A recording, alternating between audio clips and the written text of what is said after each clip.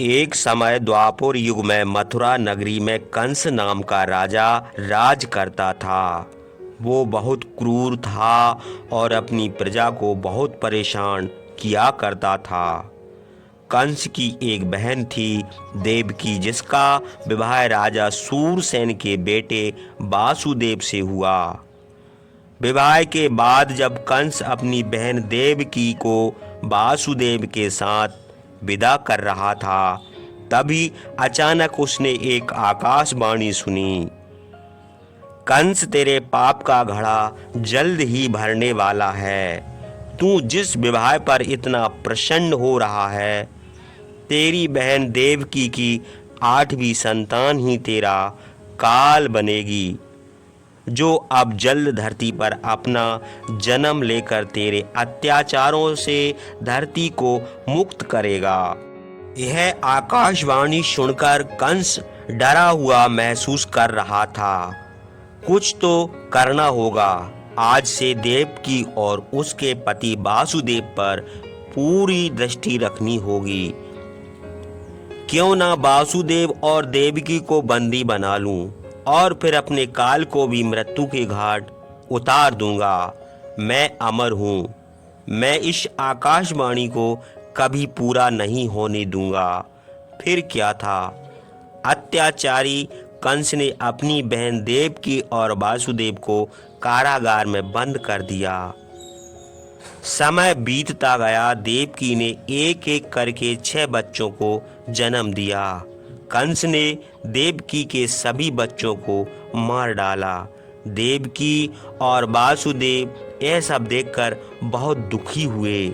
उन्होंने कंस से विनती की वह उनके बच्चों को उनसे दूर ना करे, पर कंस ने उनकी एक ना सुनी और 7वीं संतान को भी उनसे दूर करने की धमकी दी।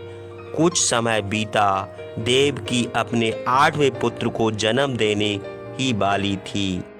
अचानक उनकी काल कोठरी तेज रोशनी से चमक उठी। मध्य रात्रि में भगवान कृष्ण देवकी के 8वें पुत्र के रूप में प्रकट हुए। उनका दिव्य तेज इस बात का संकेत था कि जब बुराई के अंत का समय आ गया है। वासुदेव के सभी बंधनों के साथ साथ कारागार के सभी द्वार अपने आप ही खुल गए। सभी पहरेदार गहरी नींद में सो गए। फिर हुई एक और आकाशवाणी। वासुदेव, तुम्हारे इस पुत्र को बचाना बहुत जरूरी है। यही कंस के अत्याचारों से तुम्हें मुक्त करेगा। इसलिए अब देर ना करो। तुम इस बालक को गोकुल में अपने मित्र नंद को दे आओ और यशोदा की कन्या लाकर देवकी को दे देना। वासुदेव ने कृष्ण को एक टोकरी में लिटाया और अपने सिर पर रखकर गोकुल की ओर चल दिए। वहां पहुंचने के लिए उन्हें उफनाती हुई यमुना नदी पार करनी थी। बारिश और तेज हवाएं भी थी। ऐसे में शेषनाग ने अपने फन से सुरक्षा कवच बनाया और नन्हे कृष्ण को बचाया। उधर वासुदेव जैसे ही नंद के घर पहुँचे तो देखा कि यशोदा ने भी कुछ समय पहले ही एक कन्या को जन्म दिया था। वासुदेव ने कृष्ण को पालने में लिटाया और कन्या लेकर मथुरा आ गए। जब कंस को पता चला कि देवकी की 8वीं संतान ने जन्म ले लिया है, तो वो कारागार में पहुंचा और देवकी से बोला, तो यह मेरा काल, यह मारेगा मुझे, पर मुझसे तुझे कौन बचाएगा। परम शक्तिशाली कंस का काल है ना तू। जा अपने सभी भाइयों से जाकर यमलोक में मिलना। कंस ने उस कन्या को भी देवकी और वासुदेव से दूर करने की कोशिश की, पर वो कोई साधारण कन्या नहीं थी। वो भगवान विष्णु की माया और देवी दुर्गा का अंश योग माया देवी थी। देवी ने कंस को अपना असली रूप दिखाया और उसे चेतावनी दी, कंस, तू मुझे मारने वाला कौन होता है? अधर्मी पापी, तेरा अंत अब निकट है। मूर्ख कंस, तेरे बुरे कार्यों का दंड देने वाला इस धरती पर जन्म ले चुका है। तू विधि के विधान को नहीं बदल सकता।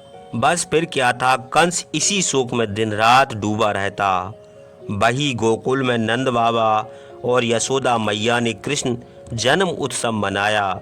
नंद बाबा ने 9 लाख गौ सहित अन्न, वस्त्र, सोना, चांदी और कई बहुमूल्य उपहार दान में दिए। कृष्ण का बड़े प्यार से लालन पालन किया। कन्हैया ने बचपन में कई लीलाएं दिखाईं, जिनका गोकुल वासियों ने बहुत आनंद लिया। कुछ सालों बाद जब कृष्ण बड़े हो गए, तब देवकी और वासुदेव को मुक्त करवाने मथुरा आए। श्री कृष्ण और कंस में भयंकर युद्ध हुआ, किंतु श्री कृष्ण के आगे कंस की एक न चली और कंस का उन्होंने वध किया। इस तरह अधर्म पर धर्म, असत्य पर सत्य और बुराई पर अच्छाई की विजय हुई। यह श्री कृष्ण का संदेश था। भगवान श्री कृष्ण का अवतरण दिवस हर साल पूरे देश में कृष्ण जन्म अष्टमी के रूप में बड़ी धूमधाम से मनाया जाता है। श्री कृष्ण जन्म कथा हमें सिखाती है कि बुराई चाहे कितनी भी शक्तिशाली हो, जीत हमेशा अच्छाई की होती है।